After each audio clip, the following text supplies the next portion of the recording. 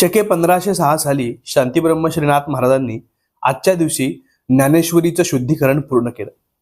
नाथबाबांनी ज्ञानेश्वरी शुद्ध केली म्हणजे काय केली तर ज्ञानोबरांनी ज्ञानेश्वरी सांगितल्यानंतर सच्चिदानंद बाबांनी जेव्हा लिहून घेतली त्यानंतर त्या प्रतींवरून असंख्य लोकांनी ज्ञानेश्वरी लिहून घेण्याचं काम केलं. पण ती लिहून घेत असताना या ज्ञानेश्वरीच्या प्रतीमध्ये आपल्या ओव्या सुद्धा घुसडल्या. याच्यामध्ये मग तंत्र मंत्र जारण मारण यासारख्या अनेक ओव्या होत्या.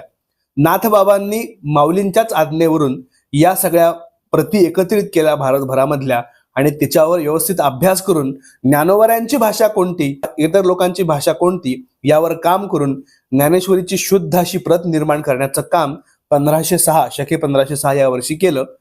नाथ महाराजांनी तर याच्यावर मोठं काम केलं. त्यामुळे नाथ महाराजांना आपण सर्वजण वंदन करतोच, पण याच बरोबरीनं पुढच्या काळामध्ये सुद्धा ज्ञानेश्वरीच्या शुद्धीकरणाचं काम अनेक लोकांनी केलं.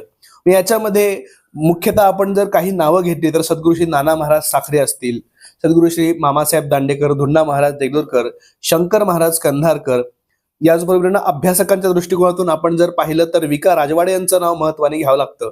आणि या सगळ्यांच्या बरोबर अण्णासाहेब मोरेश्वर कुंटे यांनी सुद्धा ज्ञानेश्वरीवर परिश्रम घेऊन आपल्या समोर विशुद्ध प्रकारची ज्ञानेश्वरी आणण्याचं काम केलंय.